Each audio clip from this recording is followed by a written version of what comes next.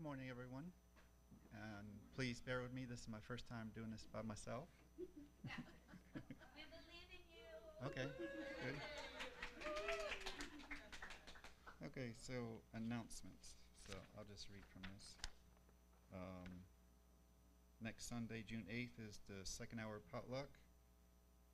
Has all the details in there. I'm not going to read that. June 22nd is new members service, and you can read that too. And then let's make you out loud voice justice. So next day is the Post Pride Walk and Prom. That's up in Crestview. And then on the 14th, there's No King Rally in Fort Walton. Okay. And then Deborah had an announcement.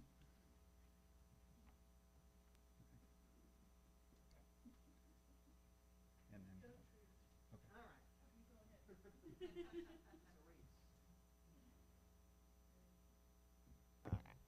I don't think it's on.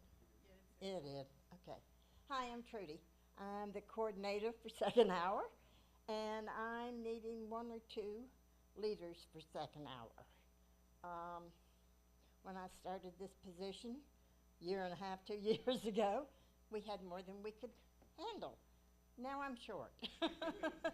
So anybody that would like to lead a program for second hour, as long as it's something that's, fits in with UU principles, and we are more than happy to have it. I need at least one that will do it monthly.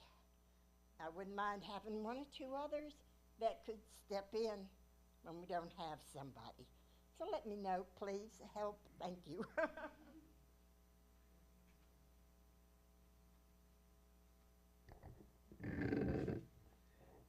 feel like Julian. He's always pulling it up, he's so tall. Hi, I'm Deborah, and I'm the president of the congregation. And I just want to reiterate one of the announcements that Victoria just said. If you're thinking about becoming a new member of our congregation, we want to welcome you into our family. So please see me or Jane Park or Karen Lauer, she's not here today. After the service, we want to include you in our June 22nd welcoming of our new members. And if you have not already signed the book, then please see me about that as well. All right? Thank you.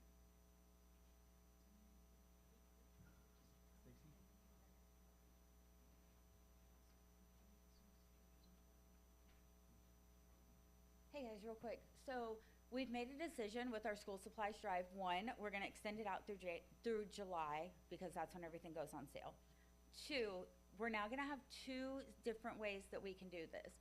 First, all of our children whose parents agree are going to be put up for school supplies adoption, and they will hopefully have another service member or another church member adopt them and focus solely on, like Jane would focus on Shula's stuff and buy everything for it. So we're going to do that for as many of the kids as we can. We will protect their identities. We just need to know their school, their grade, and male, female, non-binary, just favorite color, something. And then we still have the other option of you can just donate random supplies back here. So if you can't afford to sponsor a kid, either hook up with somebody else, y'all can go halvesies, or help us fill the box to kind of supplement where we need to. Okay. You can sign up with me or Josh. Okay. Thank you.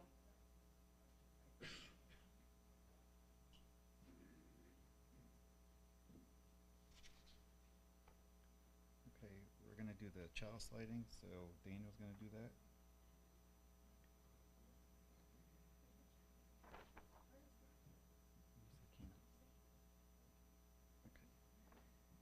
For this 1 hour, Spirit of Life, we let go.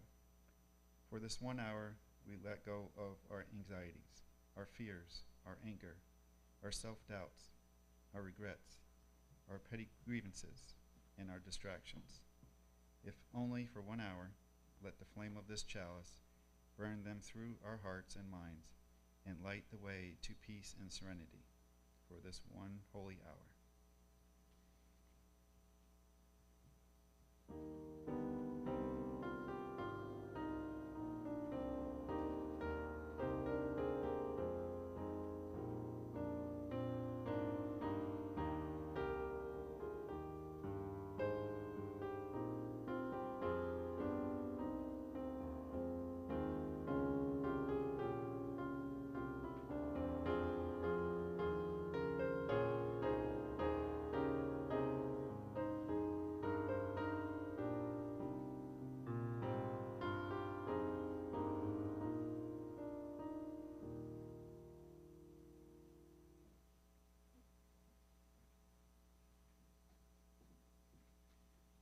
Okay, time for all ages. Josh? I thought that was the. Well, we skipped the prelude. Okay, we'll do the hymn. Okay. Oh, I don't have that information. Number 19? Okay. Okay, it's number 19. I don't know which book. In the gray hymnal. Thank you.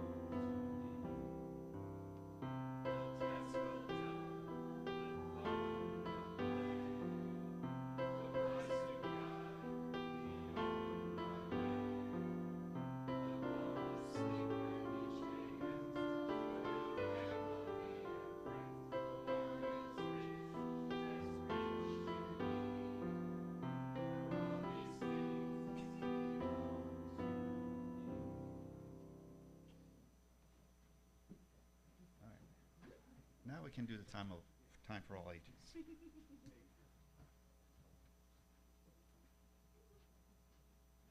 Any children or those young at heart, welcome to come up here.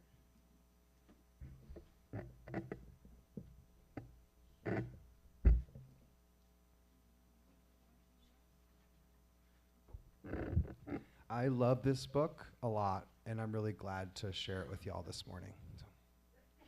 This book is called What Do You Do with an Idea? Which is a really good question.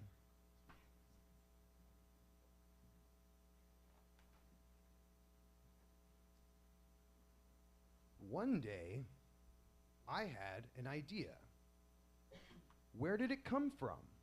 Why is it here, I wondered. What do you do with an idea? At first, I didn't think much of it. It seemed a kind of strange and fragile thing. I didn't know what to do with it. So I just walked away from it. I acted like it didn't belong to me. But it followed me.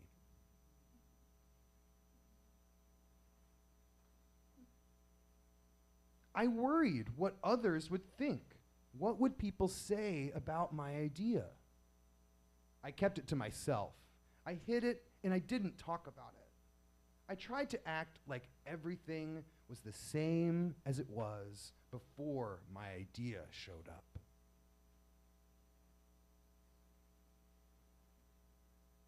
But there was something magical about my idea. I had to admit, it felt better and happier, or I felt better and happier when it was around.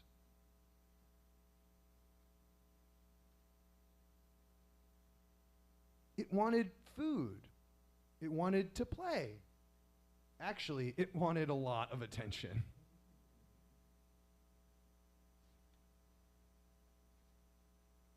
It grew bigger, and we became friends.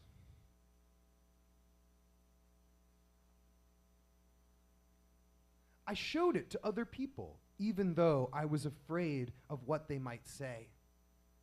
I was afraid that if people saw it, they would laugh at it. I was afraid they would think that it was silly. And many of them did. They said it was no good. They said it was too weird. They said it was a waste of time. You heard that one before? And that it would never become anything. And at first, I believed them. I actually thought about giving up on my idea. I almost listened to them.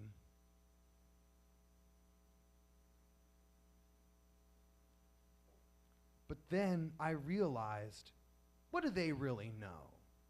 This is my idea, I thought. No one knows it like I do. And it's okay if it's different and weird, maybe a little crazy. I decided to protect it, to care for it. I fed it good food. I worked for it. I worked with it. I played with it. But most of all, I gave it my attention.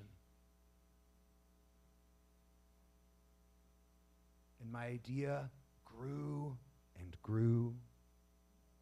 And so did my love for it. I built it a new house, one with an open roof where it could look up at the stars, a place where it could be safe to dream.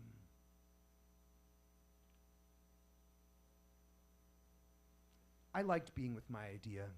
It made me feel more alive, like I could do anything. It encouraged me to think big, and then to think even bigger.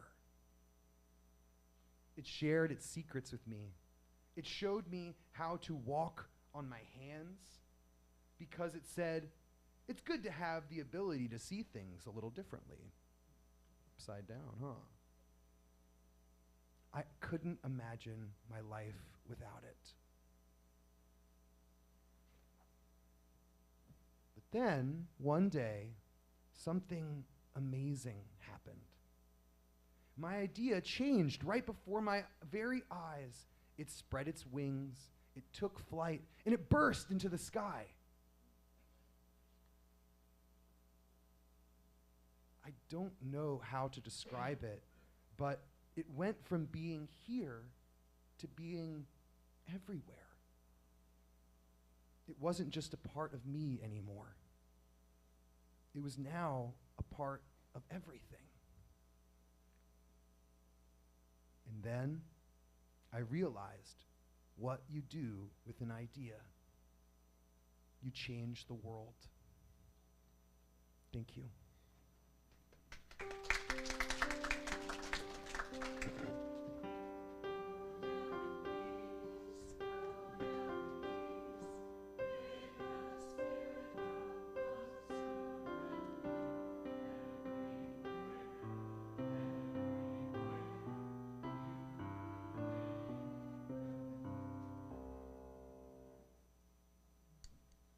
Okay, now we'll do the joys and concerns, and it's muted.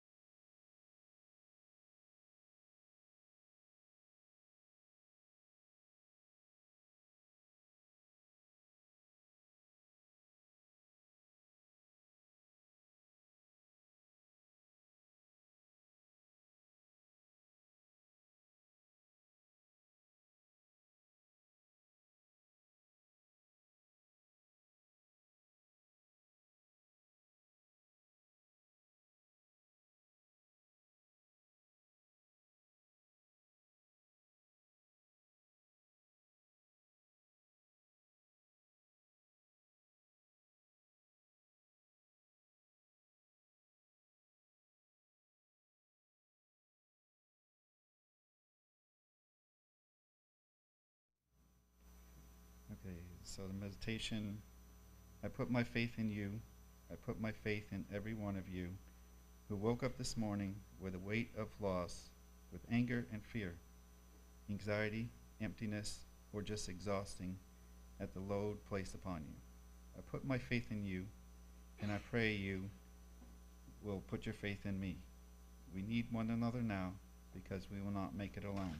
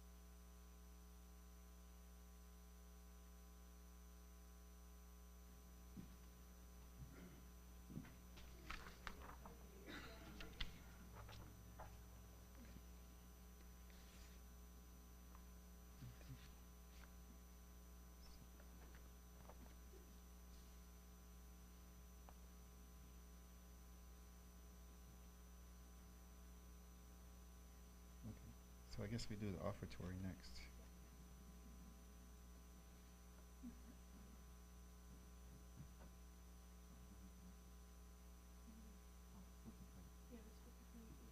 Where is it? Oh, yeah. That's in here.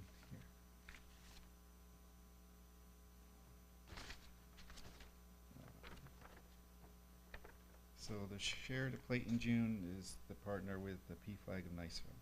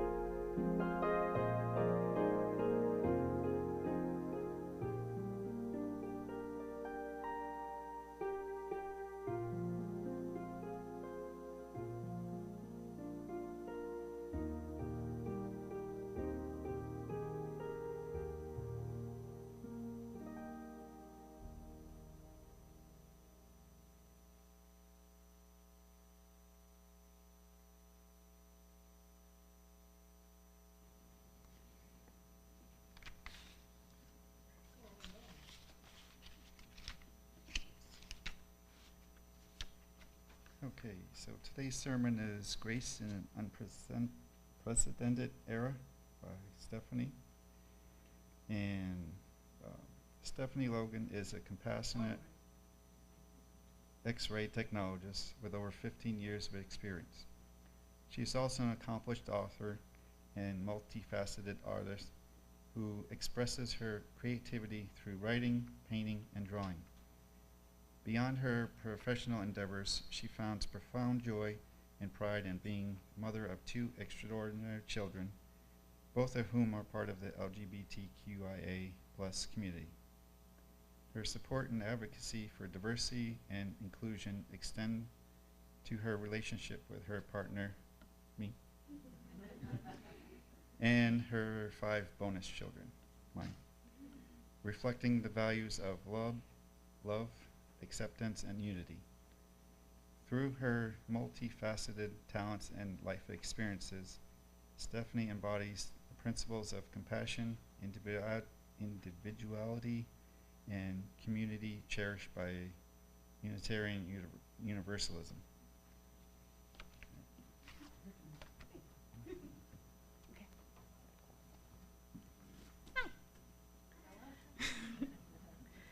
So I'm just going to start reading. So in a landscape of our modern lives, we are navigating uncharted waters. Technological advancements progress at a pace that leaves us breathless, while expectations and fears press upon us from every direction, at home, in the workplace, and in society at large. The weight of this constant pressure can be overwhelming, leaving many of us searching for a path forward that brings clarity and peace. But the challenges we face go beyond the personal. We find ourselves in unprecedented political climate, where the rights of American citizens and non-citizens alike are being eroded. The constant influx of bad news, stories of injustice, division, and constitutional crisis can leave us feeling powerless and disconnected. These are the times that test our resolve and our humanity. In these unprecedented times, I believe that we are called to practice grace, both towards others and towards ourselves. Grace is a gift of understanding, compassion, and patience, a recognition of shared humanity amidst the chaos. It is the realization that perfection is unattainable and that all of us, without exception, falter and struggle. Grace allows us to approach others and ourselves with kindness, even when things don't go as planned. Today, we reflect on the ways in which grace can transform our lives and strengthen our communities. We are reminded that offering grace is not a solitary act. It is a practice that draws us together, inviting us to lean on each other and allow others to lean on us in return. Together, we can create a refuge of mutual support, compassion, understanding, in a world that so often feels overwhelming. So what is grace? Grace is a profound expression of kindness, compassion, and understanding, freely given without conditions or expectations. It is a willingness to see beyond faults or imperfections, to embrace the humanity in others, and to extend patience and forgiveness when circumstances go awry. At its core, grace acknowledges that we are all striving and struggling in our own ways, and it creates space for connection and healing in the face of life's challenges. It is crucial to understand that grace is not a sign of weakness, but rather a powerful tool for resilience and growth. To give grace requires strength and vulnerability, the courage to look past outward appearances and judgments and to meet others where they are. It is an act that builds bridges instead of barriers, nurturing a culture of trust and empathy. Consider this story. In a small town hit by a storm, neighbors found themselves dealing with flooded homes and lost possessions. Amid the chaos, one family had accidentally left their dog outside in the downpour. The neighbors were quick to blame them for neglect. But instead of responding with anger, judgment, or condemnation, another neighbor took the opportunity to demonstrate grace. She gently pointed out that the family had been overwhelmed with trying to save their children and possessions. They were terrified and not thinking logically. The neighbor took the dog in and offered to help care for the dog instead of criticizing. The act of grace transformed what could have been a divisive moment into one of unity and mutual support. Like the neighbor in the storm, we have the capacity to turn misunderstanding into opportunities for connection. Grace reminds us that none of us are perfect, that life is unpredictable and messy, and that when we choose to extend grace to others, we invite the same kindness into our own lives. By embracing grace as an act of choice, we build resilience within ourselves and foster community rooted in compassion. Daily, we as individuals struggle with juggling the countless demands of modern life. A typical day begins with an alarm clock chime, beckoning us to wake early, already feeling the weight of the day ahead. Morning tasks pile up quickly, managing the household, ensuring children are ready for school, finding time to nourish ourselves before rushing out the door. The expectation to excel at work looms heavily, with deadlines to meet and competition ever present. Yet beneath these professional demands lies the harsh truth. We are all being exploited for our labor. Wages have remained stagnant, while the cost of everything, housing, food, healthcare, continues to rise uninhibited. And then there's the relentless need to adapt to new technologies. In a world of rapid innovation, mastering tools and systems that change overnight has become an exhausting norm. The pressure to stay relevant in an evolving job market adds another layer of stress to one that weighs heavily on many of us. At home again, there are even more challenges vying for our attention. Many face responsibilities of caring for aging parents and grandparents while still remaining present for their own children, offering them guidance and support as they navigate their own lives. The household is a constant source of demands: cleaning, cooking, budgeting, maintenance, self-care, and managing bills, all while striving to maintain order and peace in the midst of chaos. And we are all expected to be able to perform every single act as if we are experts, no mistakes allowed. And do it with a smile, why don't you? Beyond these personal and domestic spheres, society imposes pressure of its own. We are expected to maintain physical fitness, eat healthily, and cultivate active social lives. We are urged to stay informed about current events, a task that often involves absorbing a torrent of bad news about political turmoil, environmental crisis, and social injustices. The weight of these realities can feel unbearable, leaving many of us disillusioned and powerless to make a meaningful difference. And yet, we persevere. Every day, we show up, doing our best to meet expectations even when it feels like the world is asking too much. This story is not unique. It reflects the shared experience of countless individuals whose lives are filled with challenges that test our resilience and our capacity for grace. It serves as a poignant reminder that of the importance of extending grace, not only to others who are navigating similar struggles, but also to ourselves. By recognizing the immense pressure we face and choosing compassion over judgment, we can foster a community where everyone feels supported and valued. Together, we can lighten the load and nurture a culture of understanding and empathy. Our world today is marked by rapid change and constant flux. Okay, I thought I was reading a copy. Technological advancements have revolutionized how we live, work, and connect, yet they often outpace our abilities to adapt. The digital age brings with it relentless influx of information, news, updates, notifications. They demand our attention and leave little room for rest. While technology has the potential to bring us closer together, it can also overwhelm us and amplify feelings of disconnection. Compounding these challenges are the societal and personal expectations placed upon us. In an era of social media where curated perfection reigns supreme, we are burdened by the pressure to perform, achieve, and measure up to an ideal that realistically is unattainable. Add this to the unpredictability of our times, from political turmoil and economic instability to the erosion of rights and mounting existential fears, it becomes clear why so many of us feel isolated, anxious, and overwhelmed. These pressures take a toll on our mental, emotional, and even physical well-being. They create a sense of urgency and inadequacy, making it harder to extend compassion to others or to ourselves. When things don't go as planned, as we navigate these unsteady waters, grace emerges as an essential antidote. Grace allows us to slow down and step back, to recognize that imperfection is inevitable and struggle is universal. By extending grace to others, we foster understanding and patience, turning moments of conflict into opportunities for connection. By offering grace to ourselves, we acknowledge our own limitations, treat ourselves with kindness, giving us strength to keep moving forward. In times like this, grace is not just a virtue, it is a lifeline. It reminds us that we are all in this together, and that in the face of unprecedented challenges, our greatest resilience lies in the mutual compassion and support.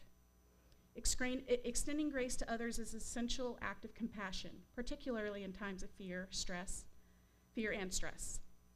It requires us to pause, to listen, and to seek understanding when those around us falter or act out. Fear and uncertainty can lead to behavior that seems irrational or defensive, but grace reminds us that these are reactions that are often born from vulnerability, often rather than malice. By responding with patience and empathy, we can transform moments of discord into opportunities for connection and healing. Consider difficult home journey.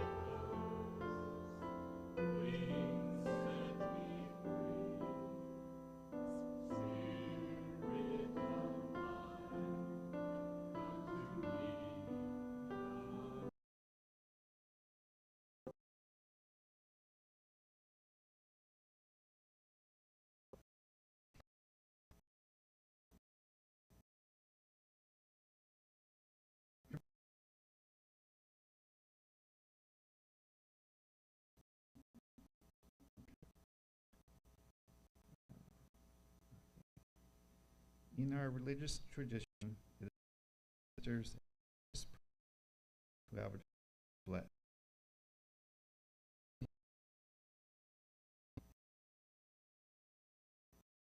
The words are words, but we make the blessing real through our shared intent. In reading the word in order of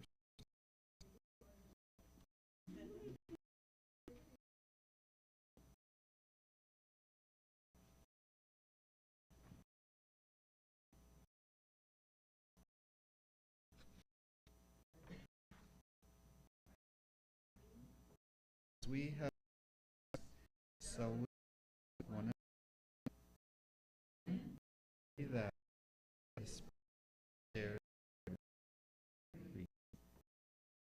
of the universe going through into you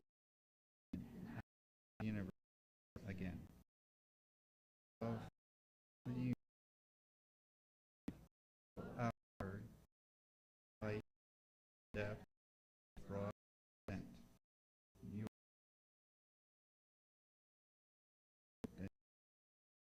take space your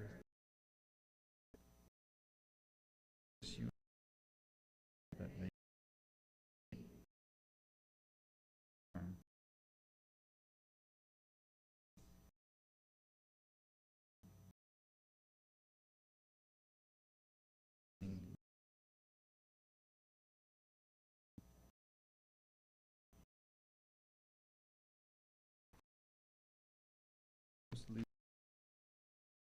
Never end.